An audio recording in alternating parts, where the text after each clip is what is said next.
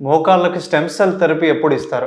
ఈ ఎక్స్‌రే తీసి మీ అరుగుదల ఇప్పుడే స్టార్టింగ్ స్టేజెస్‌లో ఉందనుకోండి, మనం స్టెమ్ సెల్ థెరపీ అని ఇస్తాం. స్టెమ్ సెల్ థెరపీ అంటే ఏంటంటే, మన బాడీలో బోన్ మ్యారో నుంచి బ్లడ్ అనేది కలెక్ట్ చేసి దాంట్లోంచి ఒక 1 అవర్ ప్రాసెస్ ద్వారా సెంట్రిఫ్యూజేషన్ ఒక మెషిన్ ద్వారా సెపరేట్ చేస్తాం స్టెమ్ సెల్స్. వాటిని మోకాల్లో ఇస్తాం.